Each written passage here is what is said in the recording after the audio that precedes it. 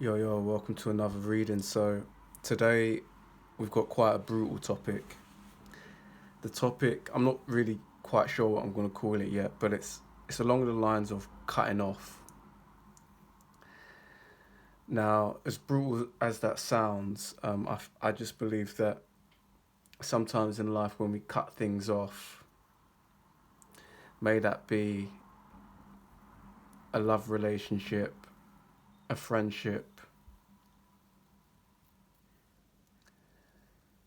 some form of career choice,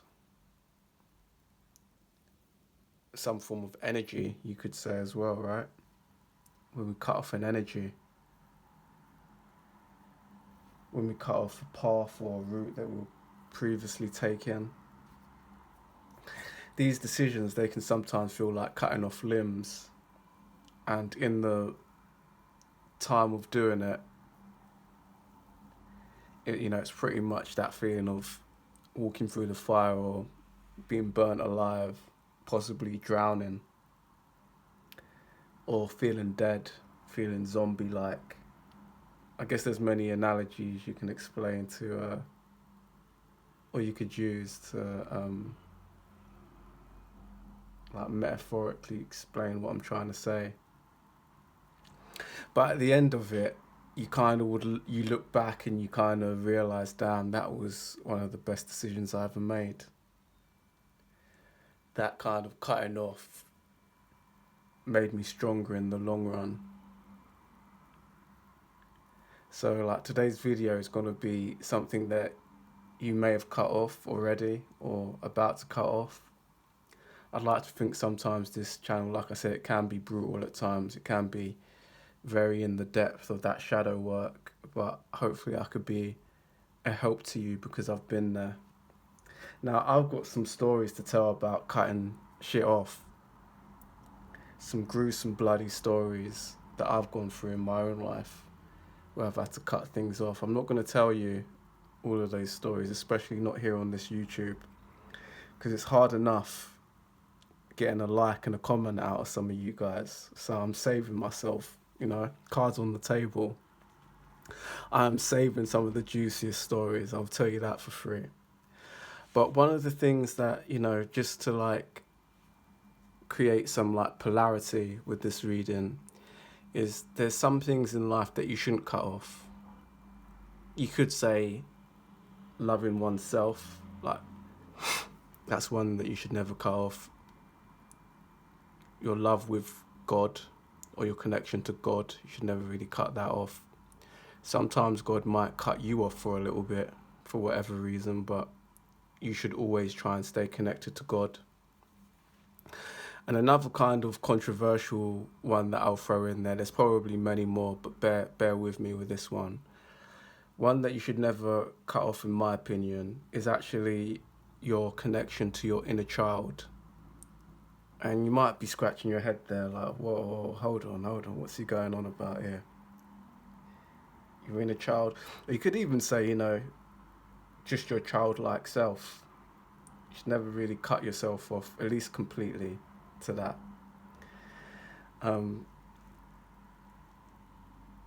There's a few reasons why I say that, but the main reason is, and for anyone who might be triggered by this, I do apologize. I guess you're gonna have to have some tough skin for this reading. But obviously there's circumstances for everyone I know where we can be forced to kind of cut ourselves off from our inner child. Certain traumas that we might go through, and etc., etc. Like, I'm not obviously trying to piss people off with this reading, but hopefully just open your mind to a perspective. So one of the reasons why I think you should never cut yourself off from your inner child, because I think when we cut ourselves off from our inner child, we cut ourselves off from our dreams. And when one cuts themselves off from their dreams, they cut themselves off possibly from part of their purpose. And it's kind of just this escalating path of doom, kind of into adulthood, that, you cut that off and you realize that you're destroying yourself. Now, give me some time to explain this. When you actually think about success in life, at least in terms of, you could narrow this down possibly to career, but it actually does go into love as well. When you think about your childhood self and your love life, I hope I'm not the first person to tell you, but there is definitely a connection there too, right? If it's the girl who watches Disney movies, or if it's the boy who wants to be the hero for the woman, for his girl, there's definitely some lapovers with our childhood self and who we become as adults in terms of our love life. But what I want to really talk about here is actually just your purpose.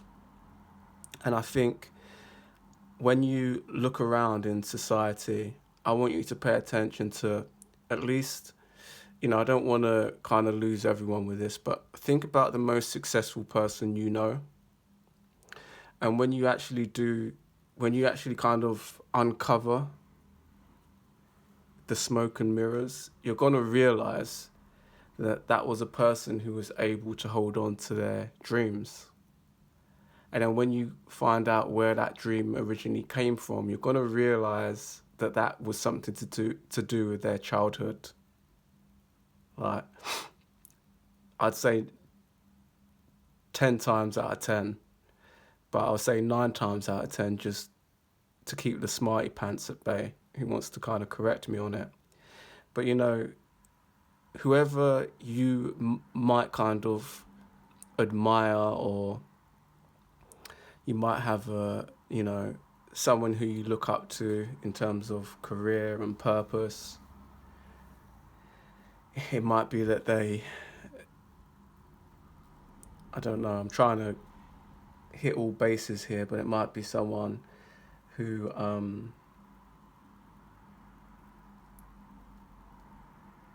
is just a good mother, just a good mother that probably had something to do with their dream of when they were a little girl. They might have had a really good mother or a really bad mother, but either way, something about that kind of pushed them in the direction to be a bloody great mother. Do you know what I'm saying? Or it might be the guy who's trying to put spaceships into space. Do you know what I mean? Like, I'm not using any names here, but it doesn't get any more lighting up your inner child with dreams like that. It might be the person who, starts a business, tries to make the world a better place. There's usually some link to the childhood dream. And what I come to discover is that a lot of the people, and in my case, in my knowledge, I'd say all the people that I know were the people who were able to hang on to that dream up until completion, that childhood dream up until completion. Despite the world saying they might have had Peter Pan syndrome, despite the world saying just grow up, humble yourself, despite the world saying you could never do that, most people who hit that pinnacle of success, at least, somehow manage to hold on in one way or another to their childhood dream. So with that out of the way, pole number 1s, pole number 2s and pole number 3s, I just thought that was a nice little introduction for people, hopefully something to inspire people as well. Amongst the things that we have to cut off in life, there are a few things that we should hold on to. And life is tough, I'm not denying that. Like I said, I've definitely had my fair share of blood, blood and gore in my life. But this is kind of just a little bit of inspiration for people that, even if you feel like you might have let some of your dreams go, this might be your inspiration to go back and reevaluate those things. And obviously just remember as well, before I just get on to the readings, remember things change as well, right? So your childhood dream, like I remember, to give you something, pole ones, pole twos and pole threes. I remember as a child, like one of my things is I'd be lying in bed sometimes as a child, and I'd just be thinking like, what the hell's in these walls? I just couldn't figure out what's in these walls. Like I used to be like tapping on the walls and be thinking, how on earth is electrical plugs coming out of this wall, and I plug it in, and then this thing, what things like that. That used to really spike my curiosity. Now I never knew what an architect was as a child. That was never kind of pushed into my family, or we weren't educated really in that profession. But I used to have a curiosity, and the same for plumbing. I couldn't feel like I used to think, what sorcery is this? I must know what sorcery is going on here for water to come out of this tap and be connected through this wall. Like, what is going on here? And like, what are these walls made of? Like, what is it actually made of? And don't worry, for whoever's listening, I am going somewhere with this. Like, as I got older and as I obviously qualified as an architect, I still sometimes have to ask myself, what is in these walls? Because, like a typical internal partition, an internal wall, depending on like what what period that building was made, sometimes you can be really surprised what is in this wall. Like you might just think it's some sheep wool insulation in one of these walls for this horsehair, and then you go to another property and it's like there's like, what is it, a dead cat in this wall? Like, what the hell was going on here in this period of time? And then you go to another property and a modern building, it's just a stud wall, a metal stud wall, and the insulation's essentially plastic. And then you start asking questions like, damn, like what's this plasterboard made from? Obviously plaster of some kind. But then like, what's the toxins in it? And everyone's using this same plasterboard. Is this healthy for us? Is this paint healthy for us? And a lot of the answers to those questions are no. This stuff is not healthy for us. But you don't really find that out until you investigate. And you could say, this is what this channel does as well. If we investigate, just like how one might investigate the food that they eat, this channel investigates our soul, our subconscious, our intuition, and what's actually in there. So that was just a small little add-on to the introduction of how that one thought of a child can open up other questions later on in life. So that I won't bore you anymore. Pole ones, pole twos and pole threes. This is something that you're going to have to cut off. But it's obviously going to have a beautiful spin. Start off with pole number ones.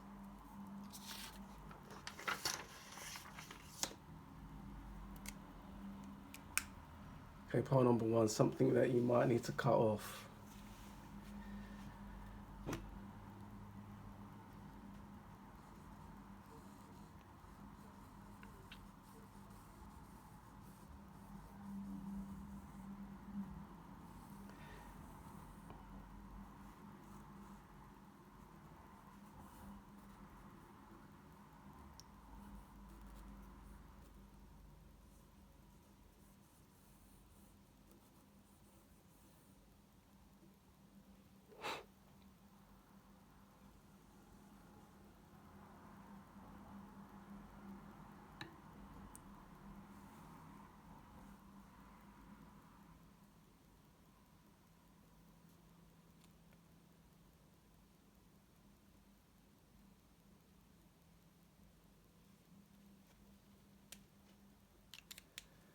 Okay, so this, to me, This feels like architecture. Could say that's a bit of projecting from the introduction, but I don't know. I feel like this could almost be like a city.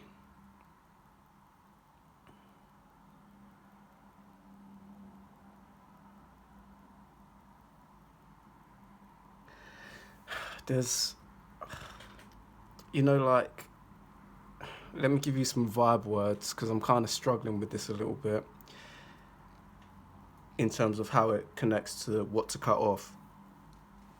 So some vibe words that I was getting whilst drawing were like, this reminds me of the sea. And then I couldn't figure out if this was a house or a city, like the skyline. And then for some weird reason, that's like I was getting someone here almost like, I know this doesn't look like a body. It could be like two bodies, two people, but I kind of got them like sunbathing.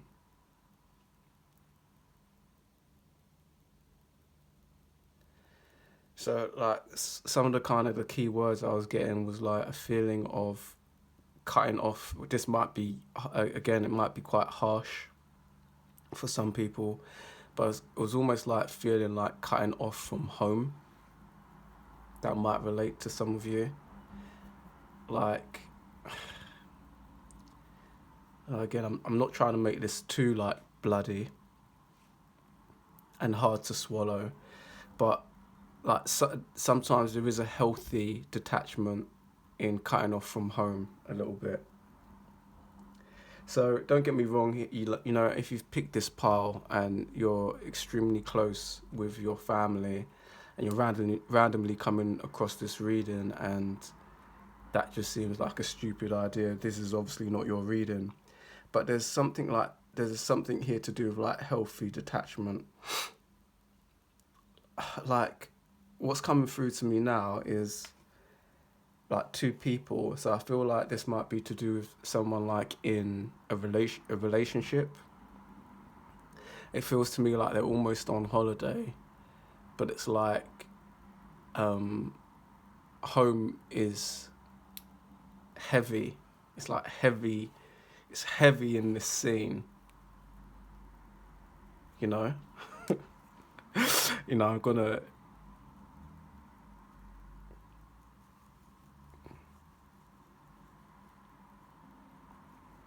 In ways kind of ruin the drawing, but like highlight how it's almost like this elephant in the room here. It's almost like these people are relaxing on the beach, but in their mind they're thinking of this. So do you know what I mean? There's something here to do with like, it might not be cutting off from, so originally I was getting like cutting off from home in terms of family, like family life. You need to be better at cutting yourself off from like literally home, as in the people. But for some of you, this might literally be like cutting off from home, as in like the city, or like where you're like, I'm not sure if that's making sense, but like home as in your home environment, not the people that you think about when you think of home. So there might be something here to do with like, yeah, so to cut a long story short, this might be, this could be almost like the workaholics who find it hard to detach from the hustle and bustle. That's like, job done, your reading's finished, pile number ones. Then for others of you, I feel like this is almost to do with like, there's an energy here which feels almost like a happy couple, which have like like they're adapting to something new, something. It's like the polar opposite of this, but it's like, I feel like they're almost a little bit scared. Like this would be like, this would be almost like that dramatic love story where, you know, people are from, I don't know, I'm trying to make it as dramatic as possible. You know, like, obviously you're gonna have to make this relate to your story, pole number ones, but it's like people who are from Russia who want to go and live in like the jungle, go and live in Costa Rica, or I don't know, even just in the, you know, they're from New York and they want to go and live in the countryside now, you know. So again, I'm sure that's not going to relate to all of you. It might even be the reverse. But I feel like for pile number ones here, there's like for some of you who are still like lingering on here, like because you feel like there's more for you, it's almost like you have to cut off what you were used to before. You know, that's what I'm kind of getting. You have to cut that off, or like you at least have to cut off like what you think, what people. You have to cut off caring what people think of this new kind of decision that you're making. You know, so let that apply to, you know, where it fits. It might just be you as an individual kind of going through that. But, you know, I feel like for the majority here, like if you're not in a relationship, there's just maybe like a new relationship you're going into where like together you're going to have to like kind of put your middle finger up to everyone else. You know, I'm getting that. If I'm honest, you know, that's kind of what I'm getting. So it's that kind of, I don't know, is that Romeo and Juliet as well? Did they have to do that? I feel like it's not necessarily like you might have some kind of like a dodgy family or something like that, but I'm almost getting here like it's almost a way of life, you know. It's not so much like for some of you, it's not so much like a family opinion, but a society opinion. You know, I'm just kind of getting that coming through.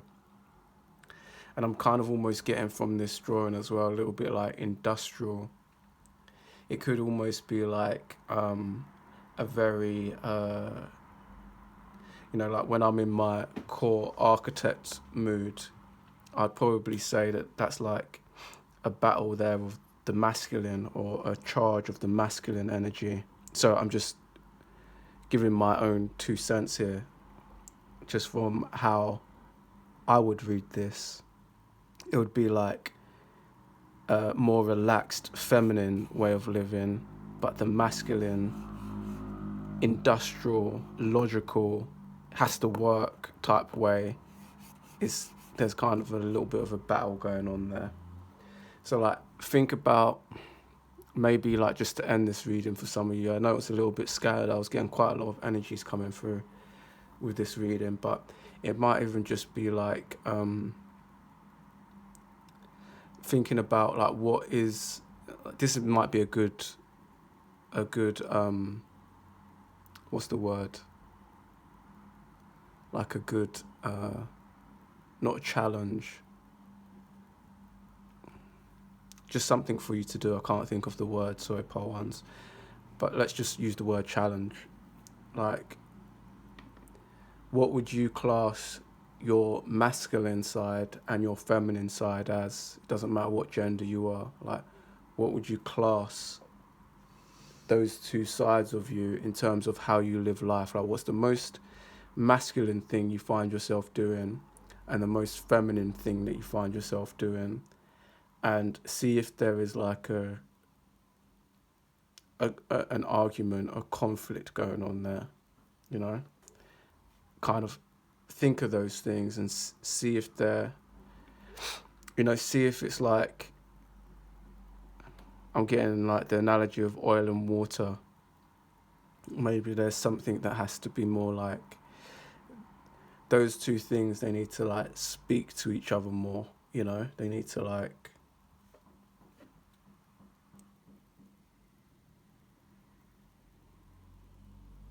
it needs to be more of like a fluid conversation.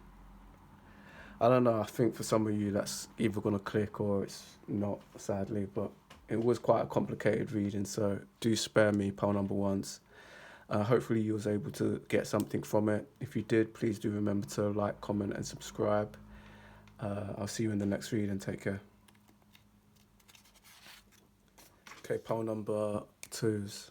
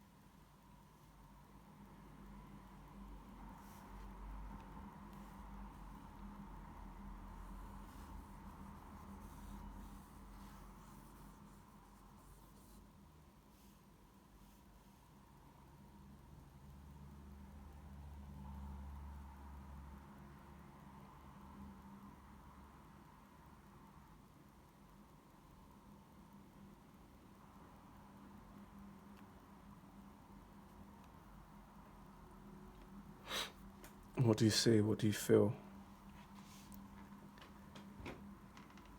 Something you need to cut off.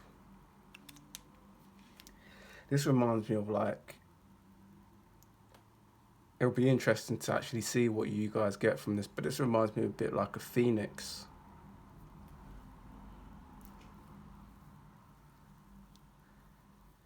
You know, and this is reminding me of like,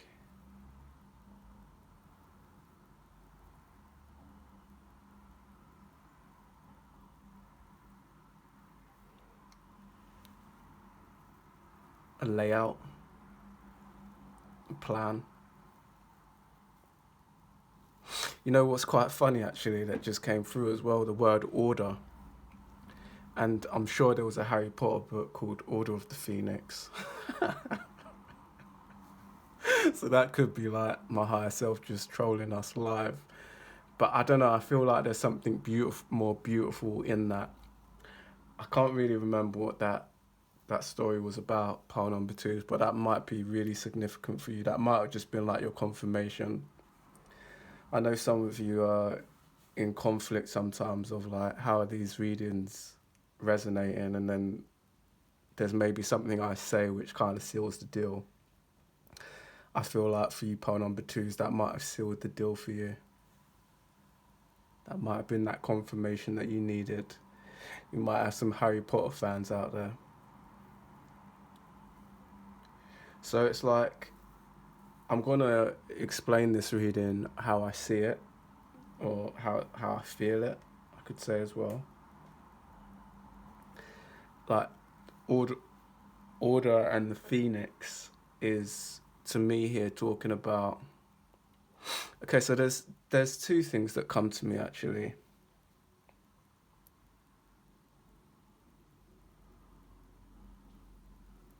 And this is a little bit brutal, so put your spiritual body armor on, pile number twos. I'll try and deliver this as kind of accurately as I can, but put your spiritual body armor on, or maybe skip this video if you're feeling, you know, if you're feeling like you're not ready for a blow today. It's not really a heavy blow, I'm exaggerating, but you know, it's quite deep what I'm gonna say here. So, you know, like in today's society, kind of people, you know, I'm not gonna say everyone does, because it's maybe just a small community of people, use the analogy of the phoenix as something very positive, you know, like rising from the ashes and becoming this beautiful phoenix. There's something about it nowadays which, you know, I'm not saying all people in society kind of fluff up the phoenix in this happy fantasy kind of way.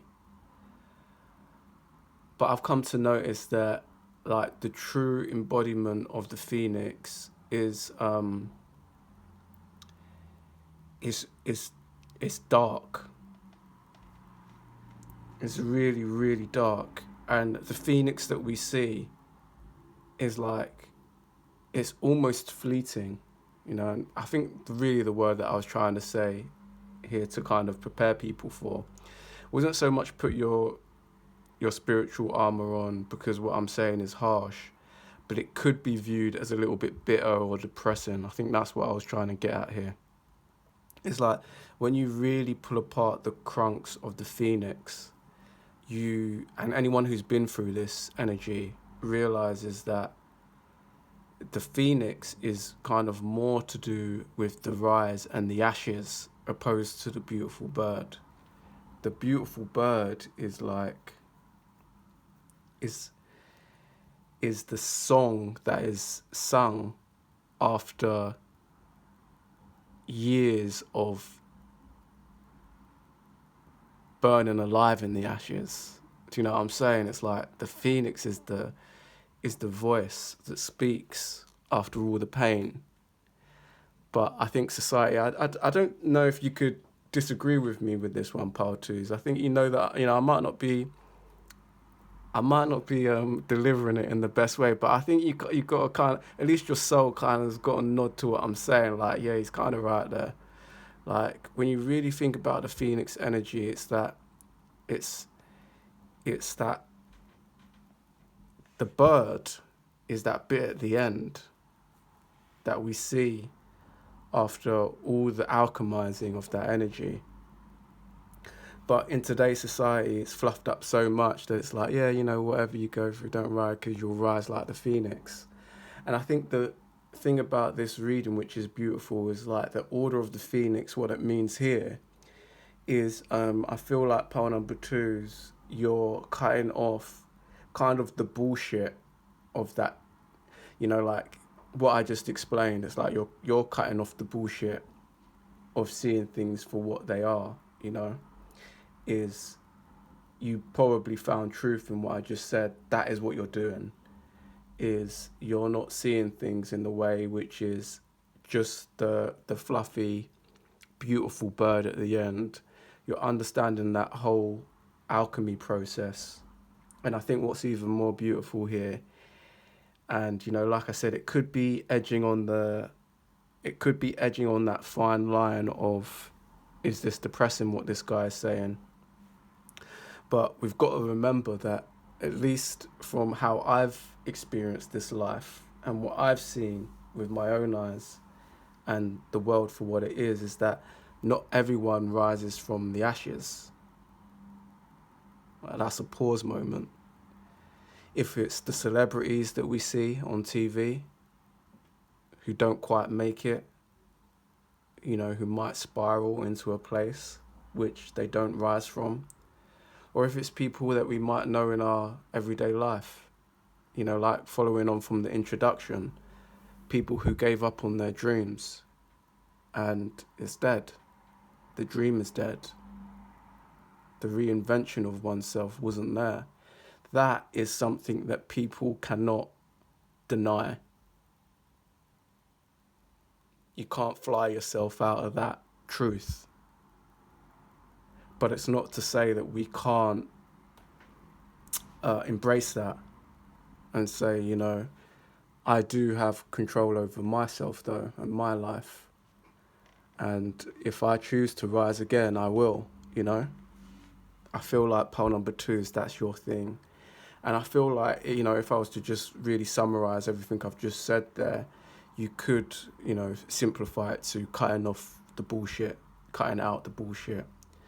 And specifically, I feel like for you, pole twos, it's almost like what you're seeing, you know. You're cutting off the bullshit of like, it's almost like how things are portrayed to you. I'm not sure if that's the right word, but how someone tries to perceive something to you and the truth that you know that it is, you know. It's like when you see the ballet dancer and they don't show you the bloody toes, and the training. It's when they try and show you the soldier, the masculine soldier, but they don't want to show you the PTSD and what the family have to go through at home.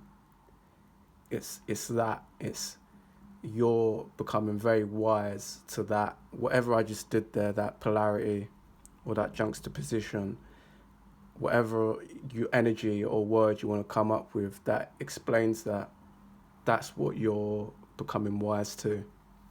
So pile number 2's beautiful reading. I hope you got some wisdom from it. If you did, please do remember to like, comment and subscribe.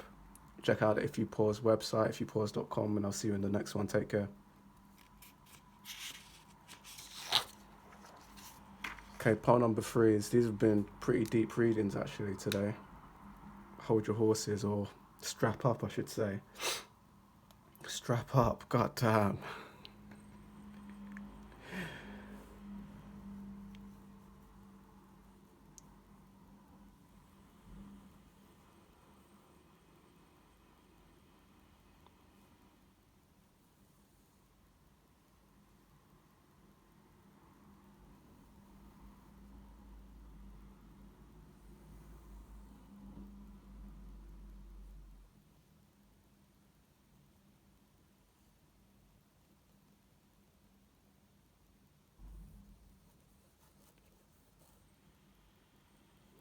Sorry for the construction noise. I just can't get away from it. Pile number 3 is, it's like, follows me. It's probably the subconscious, my subconscious. The subconscious of my construction mind that just follows me. Just got used to dealing with the chaos. And funnily enough, I'm putting some trees in here. That might be significant to you.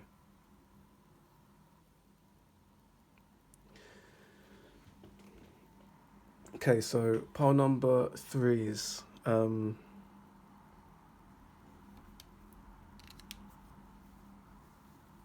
might be thinking, what the hell is that? I'm getting the energy here of like radars, and this reminds me of like a radar, possibly even like a bullseye, possibly something quite diagrammatic about it. Mapping, map. I was getting the word map.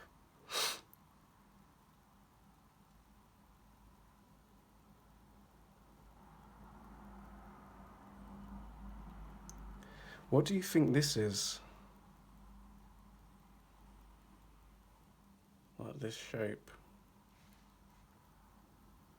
Because to me it was given like floral. And then when I'm thinking about this, I'm seeing like trees and nature. It's almost like, so there's a connection here to do with like mapping and nature. Like, I guess I've never heard any of my commenters talk about it. Some of you could be like landscape architects, landscape designers. That would make like 100% sense. Like, so pile number 3 is, I guess, like I said, I haven't heard anyone kind of talk on that in the comments or anything.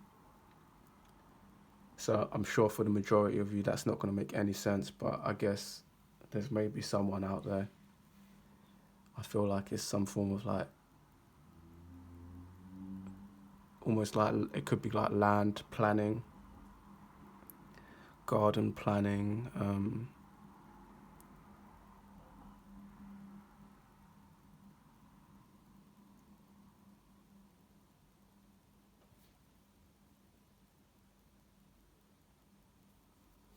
but then like cutting off as well. What's going on with the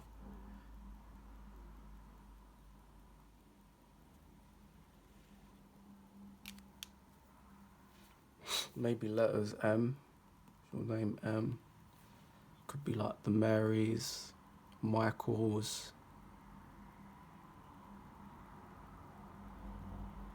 Matthew,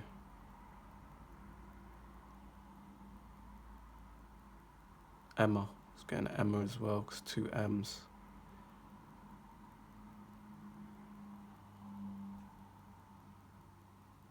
I'm also getting minutes coming through, like a clock. Something to do with time. I can't really figure out here what's the cutting off. What are you cutting off?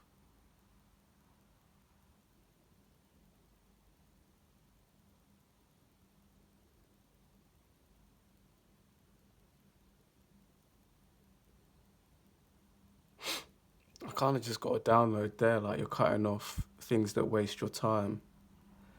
I feel like quite similar. You might have been attracted to pile number 1s as well, pile number 3s.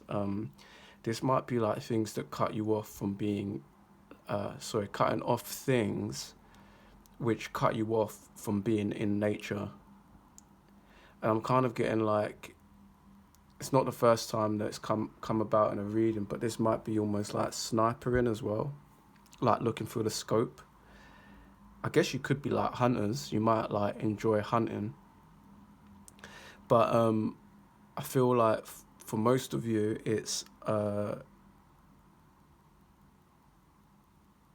like cutting out the things, or like scoping, highlighting, mapping the things that are almost taking you away from like the nature, the places where you want to be.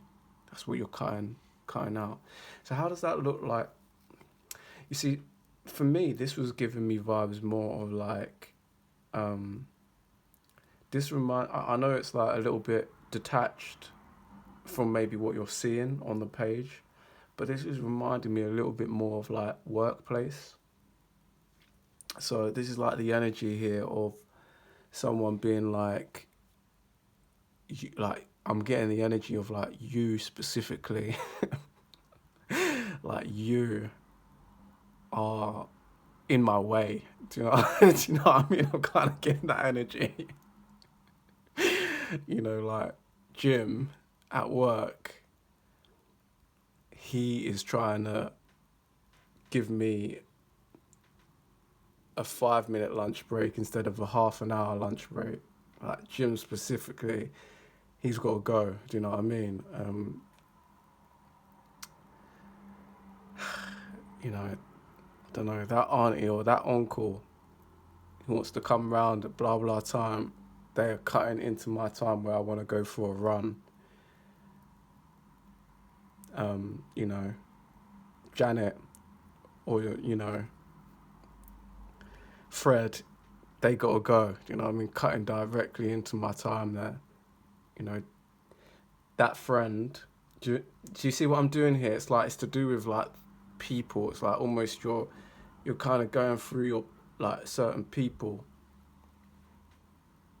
which are having a direct influence to taking away from the time that you want to spend doing the things that you want to do. And like I said, this might not be like, for me, this reminds me of like gardening. It reminds me of like Eden energy. It reminds me of like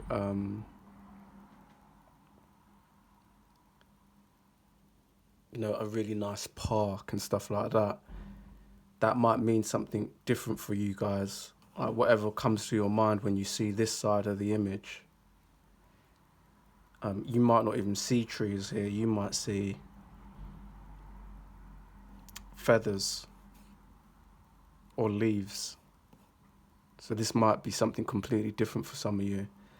But whatever it is, it's like you're scoping out people that are taken away from this. That's kind of your general message. That's what I'm feeling. Pile 3s. So look, I hope that was helpful for you. If it was, please do remember to like, comment and subscribe. I know I say that in all my videos, but I do mean it. If you can help this channel out when you can, please do like, throw in a little comment, throw in your 2 cents. It's always welcome over here. And check out the If You Pause website, ifyoupause.com, Thanks for being here, Path Threes. I'll see you in the next one. Take care.